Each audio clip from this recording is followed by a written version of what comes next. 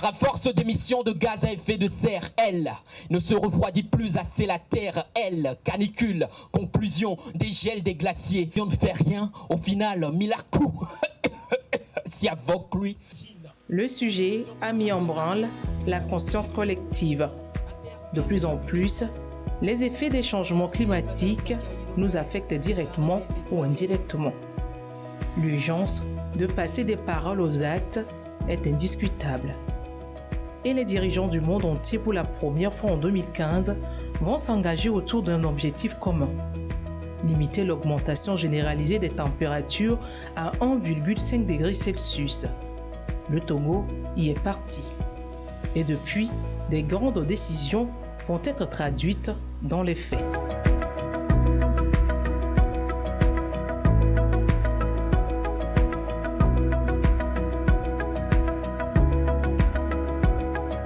En 2015, je n'étais pas à la COP 21. À des milliers de kilomètres de Lomé, quelque part à Paris, le monde s'est réuni pour une cause essentielle: la protection de l'environnement. Un peu plus de 5 ans après, une question me taraude l'esprit. Les fruits ont-ils tenu la promesse des fleurs? Il me résonne encore dans la tête comme si c'était hier, cet appel pressant du président de la République, Faure Gnassingbé. Nous avons besoin des actions. Les discours, ça suffit. Des propos qui engagent. Cependant, vont-ils rimer avec le concret?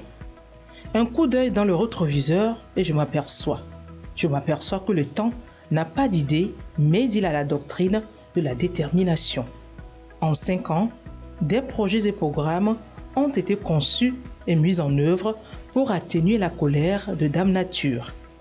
Ils ont pour nom le projet CISO, où on a fait plus la promotion de l'énergie solaire.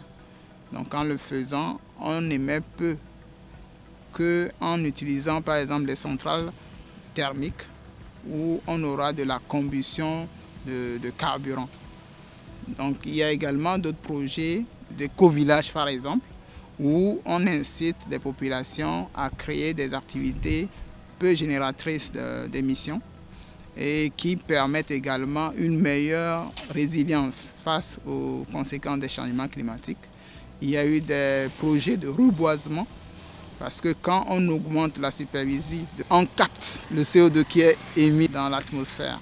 Donc en le faisant ainsi et au travers de tous ces projets de reboisement qu'on a fait de 2015 à 2020, le Togo a fait un bond de 10 points.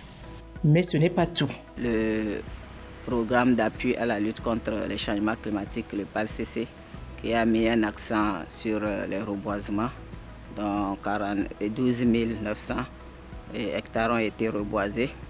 Et il y a eu également la diffusion de foyers améliorés et des systèmes à gaz, des biogaz et les foyers à gaz pour limiter les émissions. Et l'aménagement des centrales solaires et le projet Waka Resil au niveau de la zone côtière, donc pour limiter aussi l'impact de l'érosion côtière. Contribution déterminée au niveau national ou CDN, un terme générique qu'il me faut cerner à tout prix. Sans détour, je fais recours à Nico, le spécialiste. Quand on parle de contribution déterminée au niveau national, c'est des actions qui sont définies par les pays qui sont signataires de l'accord de Paris, liées à la Convention cadre des Nations Unies sur les changements climatiques. Et donc c'est pour contribuer à l'effort global de lutte contre les effets du changement climatique et de réduire les émissions pour que le réchauffement climatique n'atteigne pas 2 degrés, voire 1,5 degré Celsius à l'horizon 2100. Enfin, je suis aguerri et à même de parler avec aisance des CDN. Ce plan d'action climatique qui vise à réduire les émissions des gaz à effet de serre et à s'adapter aux effets des changements climatiques. Des échanges avec les experts, j'ai pu finalement comprendre que mon pays est sur la bonne voie. Depuis l'adoption de l'accord de Paris et la ratification par le Togo, avec l'élaboration des contributions déterminées au niveau national, un certain nombre de projets ont été mis en œuvre pour renseigner ces engagements. 6 ans après 2015, On peut dire que le Togo a fait beaucoup d'efforts. Il y a eu beaucoup d'efforts dans le sens que des projets qui ont été mis en œuvre ont permis au Togo de réduire significativement ses émissions. Des émissions significativement réduites, oui. Mais les effets sont-ils ressentis par tous et à tous les niveaux? Les avis, y compris le mien, sont partagés. Même si les inondations au Togo ces dernières années n'ont pas la même ampleur qu'il y a 10 ans, le pays n'est pas épargné des conséquences du dérèglement climatique. Tout comme beaucoup de pays, nous partageons les affres de la sécheresse, de la déforestation et de la montée accélérée du niveau de la mer. Somme toute, le tableau est moins réduisant. Un voyage le long de la côte togolaise et le constat est sans équivoque. L'océan gronde de colère. La mer happe inexorablement la terre. L'érosion côtière fait des déplacés. Et ça aussi, j'en suis témoin, comme ici à Agbavi. Je suis dans notre grande maison. Mais aujourd'hui, la maison est toute partie. Vous-même, vous les voyez. Je suis dans les murs cassés. Et notre maison était une grande maison, mais aujourd'hui, ça n'existe plus. C'est ce qui reste. Nous sommes en face de la mer et on ne sait pas à quel moment la mer va monter et nous ramasser. Les écoles qui étaient avant, la mer a emporté tout. Tout sur son passage. Et le village d'Agbavi n'est que la partie visible de l'iceberg. Le long du littoral, des habitations menacées de disparition.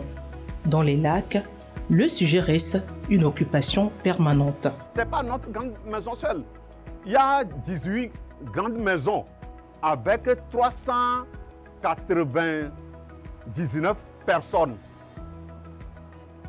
Les populations là sont éparpillées. Il y a des gens qui sont devenus locataires, les gens qui sont partis là où ils peuvent aller rester. Les corollaires de l'avancée de la mer sont sans appel. Et à le voir, cette autre interrogation me hante. Que sera notre littoral dans les 10 prochaines années si des actions grandeur nature ne sont pas posées?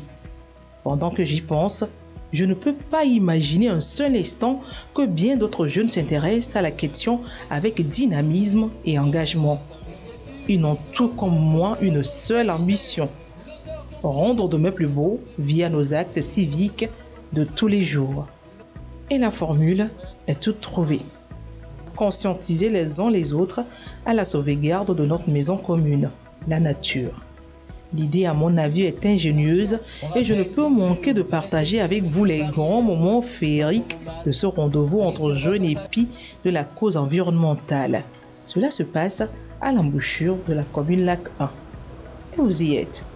La nature, ça n'a jamais été notre volonté d'être en perpétuel conflit. Vous êtes les serpents qui nous ont donné la pomme du péché. Je suis la terre, elle est la mer. Femmes, vous êtes nos mères. Hommes, vous êtes nos pères. Mais nous manquons de vos affections, protection de vos bonnes actions. N'oubliez pas d'afficher ceci sur les murs de chacune de vos actions. Car l'avancée de la mer devient dure, seule une dure prise de conscience nous permet d'avancer. Région côtière. Ils ont touché à la mer et voilà qu'elle s'empare de nos terres. Elle avance à plus de mètres chaque année. Caporal, j'ai retrouvé ta casquette agneau bien-aimé. La voilà flotter sur cette mer acharnée. La montée de celle-ci, des affaires par là, d'autres par ici. Dégradation des maisons, merde dit que la mer a raison. Une solution, introspection, la prise de conscience avec ou sans la science. Évitons le déboisement, créons une plage éloquente. Les pics ou l'enrochement, sauvons cette plage. Des messages qui, à mon sens, sont de grande portée et interpellent tous. Enfants, jeunes, adultes, l'affaire des dérèglements climatiques nous concerne tous. À l'instar de ces jeunes, d'autres prennent également à bras le corps les questions environnementales. Je quitte Aniro, gagné par les images de ce festival et convaincu des retombées positives de cette initiative. Elles vont avoir sûrement des répercussions sur les politiques environnementales dans le milieu. Maintenant, il me faut vous amener à la rencontre de ces autres jeunes gens mordus de la cause de l'équilibre de l'écosystème. Direction Université de Lomé. Dans ce temple du savoir, Andrea n'est pas qu'étudiante. Elle est reconnue pour son activisme dans la défense de la nature. Secrétaire générale de l'Association des jeunes engagés contre les changements climatiques à GEC, Andrea m'a donné toutes les raisons de croire en son engagement. Sur le terrain, nous avons organisé des activités de Togo propre au niveau du lycée d'Avedir et de ses environs. En septembre 2020, nous avons commencé les jeudis propres à l'Université de Lomé. Nous avons organisé plusieurs conférences qui sont entre autres la conférence publique sur les jeunes face au changement climatique, le PND, un outil indispensable. Récemment, notre dernier projet, c'est le projet Un arbre pour le climat, qui se trouve dans l'initiative d'accompagner le gouvernement togolais dans le cadre de mettre en terre 1 milliard de plants d'ici la décennie. À une trentaine de kilomètres de là, Bojong. Dans le rivage oblique de cette plage, je rencontre Kevin, un autre activiste. Nos activités sont essentiellement autour de la protection de l'environnement, de la lutte contre les changements climatiques. Et de façon plus concrète, nous soutenons les communautés à mettre en pratique des activités d'agroécologie pour faire face à la sécheresse, aux problèmes d'eau. Kevin, Andrea, mes amis slameurs et bien d'autres ont une préoccupation pressante vis-à-vis de l'érosion côtière. Leur cri de cœur, c'est surtout faire entendre leur voix pour des actions urgentes. Et face à la nécessité de sauver les meubles, Déo, ce sexagénaire, géomorphologue de profession, a développé une technique jugée innovante à même d'atténuer la colère des vagues. Fièrement, il me parle de son génie créatif. C'est un ouvrage que nous avons mis en place pour arrêter l'érosion en cet endroit. Il y a quelques années, le promontoire que vous voyez là était à 80 mètres. Au vu de l'avancée spectaculaire de la mer, nous avons imaginé ce système qui est un système qui est réalisé avec des briques, des parpaings. Les autorités de mon pays ont vu l'expérience, elles ont vu que ça marche et nous ont demandé de faire la réplique. Ce qui fait que dans quelques années, vous pourrez aller un peu vers Anéro jusqu'à Adissem. Vous retrouverez le même type d'ouvrage qui fonctionne de manière spéciale. Vous voyez comme les vagues sont violentes ici. Le bout des vagues est chargé de sable et quand ça monte sur l'ouvrage, elles laissent le sable de leur charge sédimentaire et s'en retournent libérées du sable. De la phase expérimentale qui a reçu le soutien du projet Waka, Déo a su tirer les conclusions scientifiques de son savoir-faire. Il peut prétendre maintenant à une implémentation à l'échelle. Là où vous êtes debout était 3 mètres plus en bas. Donc la mer a apporté 3 mètres de sable en plus. Nous en avons eu aussi là-bas. Alors ça marche à tous les coups. Donc il suffit de le faire. Le lendemain, vous pouvez venir et vous ne voyez plus de trous, vous voyez que tout est ensablé. Il y a des paramètres à respecter pour que l'ensablement se fasse au bout d'un jour, d'une semaine, d'un mois ou bien d'un an. Il y a des paramètres à respecter que nous avons plus ou moins mieux cernés maintenant. Donc le résultat est satisfaisant. Ce qu'il faut maintenant, c'est de le faire assez solide pour être plus durable.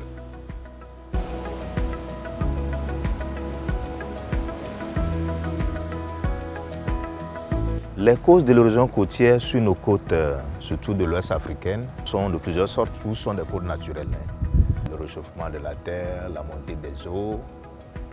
Mais principalement pour les côtes de l'Ouest africaine, c'est les causes qui sont dues au phénomène anthropique, c'est-à-dire les actions de l'homme sur la côte togolaise. Dans les mers, il y a du sable naturellement. Et ce sable ne reste pas sur place, ça bouge.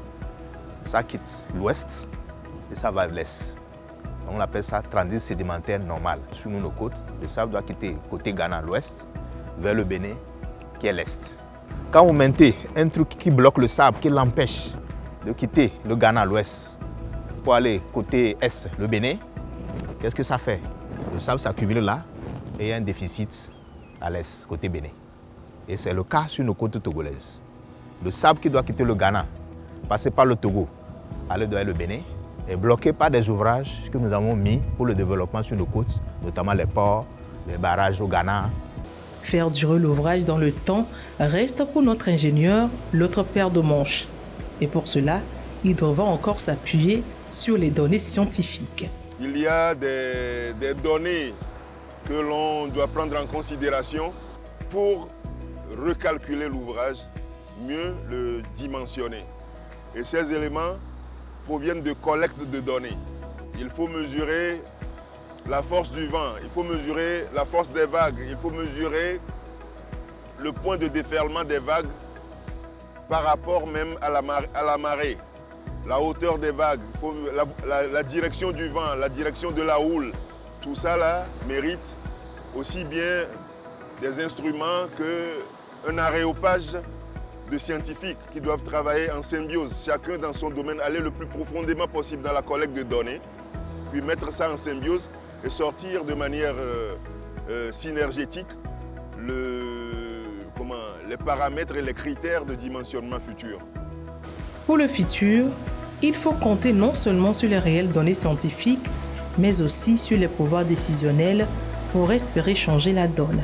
Une stratégie régionale a vu le jour sur le vocable du projet d'investissement de résilience des zones côtières de l'Afrique de l'Ouest, Ouakar-Ezip. Pour limiter l'érosion, il y a deux principales actions que le projet est en train de mener.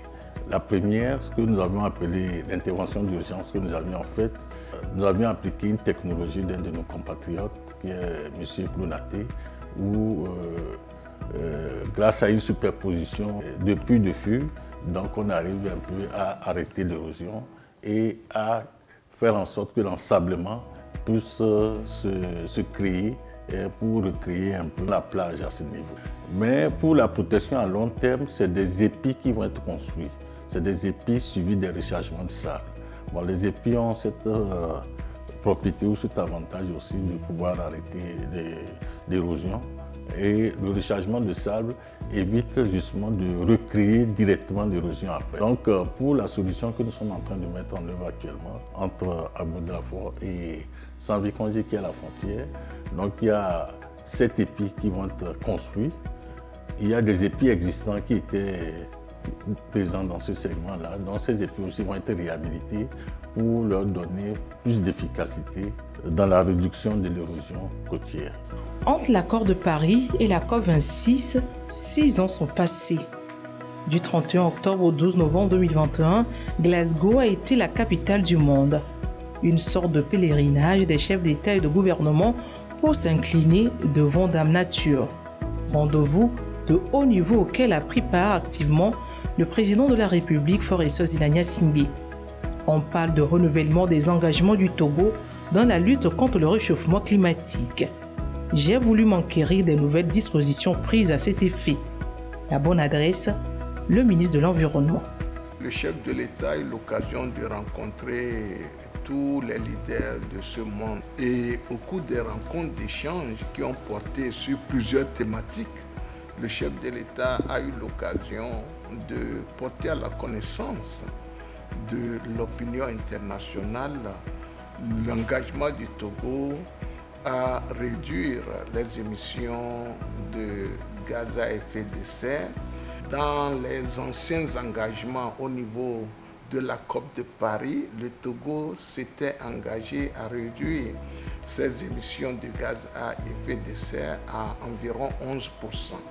Mais à Glasgow, le chef de l'État a eu à porter à l'attention de la communauté internationale que le Togo va faire des efforts supplémentaires dans tous les actes qui sont posés actuellement. Sur plusieurs plans, le Togo met la protection de l'environnement au cœur de tous les dispositifs qui sont mis en place et surtout au niveau de tous les projets qui sont en train d'être initiés actuellement. Et le chef de l'État a eu l'occasion de participer à un certain nombre d'échanges sur le plan international des échanges qui avaient trait à la restauration des forêts, parce que tout le monde avait compris que si nous voulons séquestrer ces gaz-là, il faut qu'on développe les forêts. Nous avons été à l'aise parce que ça correspondait carrément aux objectifs qui nous ont été clairement assignés dans notre feuille de route gouvernementale. Les engagements pris en Écosse sont contenus dans ce qu'il convient désormais d'appeler les CDN. Et là aussi, mon spécialiste des questions environnementales va encore m'édifier. Le Togo a fait l'effort de partir de 11,14% défini en 2015 à aujourd'hui 20,51% défini au niveau volontaire. Et cette révision s'est basée uniquement sur les projets qui sont définis comme prioritaires du Togo. Donc quand on regarde tous ces projets au niveau sectoriel, on a des acquis ou bien des contributions en termes de lutte contre les changements climatiques. Le Togo a prévu d'améliorer les pistes rurales, par exemple, de 4000 km de pistes rurales. Donc en améliorant par exemple les voies de communication, le carburant qu'on doit dépenser sur une portion donnée de voie qui n'est pas améliorée par rapport à une portion de voie qui est améliorée diffère. On contribue à réduire ces émissions-là. L'un des exemples également, c'est toujours dans le secteur de l'énergie, c'est cette ambition du Togo d'aller vers le mix énergétique de 50%, avec les énergies renouvelables, comme le solaire. Donc on va réduire la quantité des émissions dans ce secteur-là. Les CDN du Togo sont connus, les contributions de tous vivement attendues. Mais déjà, l'on peut compter sur Kevin et Andrea. On a lancé un projet de renforcement de l'engagement des jeunes et des femmes à l'action climatique au Togo. Ce projet va permettre déjà d'outiller les jeunes et les femmes à ce que c'est que les changements climatiques, à ce que c'est que les contributions déterminées révisées au niveau national, à ce que c'est que l'intégration des changements climatiques dans les plans de développement au niveau local. Faire de l'agriculture durable sans utiliser des engrais chimiques, sans utiliser tout ce qui pollue l'environnement. À chaque fois, accompagner le gouvernement dans la mise en œuvre de sa feuille de route. Nous comptons aussi participer en plantant 1 million de plants sur toute l'étendue du territoire d'ici la décennie. Par rapport aux formations, nous allons organiser des ateliers de formation d'agroforesterie à l'intérieur du pays et également des formations en transition énergétique. Et si tout le monde, moi y compris, apportions notre petite part comme eux dans cette lutte, que sera notre pays, le Togo, dans 5, 10, 20, 30 ans? À chacun de jouer donc sa partition en s'identifiant dans les nouveaux engagements et politiques définis par le gouvernement. Toutes les énergies qui seront développées dans notre pays, qui ait une forte connotation d'énergie renouvelable. Sur le plan agricole, le Togo est en train de privilégier ce que nous appelons l'agroforesterie. Il est carrément dit qu'on doit faire des efforts pour réduire au maximum les véhicules qui utilisent le carburant, l'essence, le diesel, pour mettre l'accent beaucoup plus sur les véhicules électriques. Nous pourrons aussi parler par exemple de l'érosion côtière. Actuellement, il y a de grands projets de protection de notre côte qui est réalisé à travers le projet WACA, dont les travaux vont bientôt commencer. Nous sommes en train d'assister à une prolifération des forêts communautaires. Et ces forêts communautaires, c'est les populations elles-mêmes qui décident dans leur localité de créer une forêt communautaire. C'est ce que nous sommes en train d'encourager. Il y avait une question fondamentale qui était restée en suspens depuis la COP de Paris. À la COP de Paris, il avait été question de créer des crédits carbone. Ça veut dire encourager ceux qui essayent de maintenir la forêt pour la séquestration des gaz. Mais ça a été abordé de façon vague. Mais à Glasgow, le principe a été totalement adopté. Ça veut dire que dans l'avenir, lorsque vous avez une forêt, on peut évaluer la capacité de séquestration des gaz par cette forêt que vous avez érigée et pourra faire l'objet de crédits carbone. En contrepartie, on peut vous verser de l'argent pour que vous continuiez par protéger cette forêt-là. C'est-à-dire l'argent qu'on vous versera va vous permettre d'assurer votre développement. Et voilà qui est clair maintenant dans mon esprit. Et sans doute clair pour vous aussi. J'ai eu des réponses à mes interrogations. Mais cela ne s'arrête pas là. Je comprends tout comme vous que la lutte contre les changements climatiques est l'affaire de tous. Je revois la détermination du gouvernement et les chantiers qui s'annoncent. Je reste toujours gagné par les images de ces jeunes qui éveillent les consciences. Je prends parti pour ces activistes, défenseurs de l'environnement. Comme quoi, à chaque niveau, chacun là où il est, là où il vit, peut poser un pas pour cette noble cause. Nous le pouvons, n'est-ce pas? Je m'engage, et vous?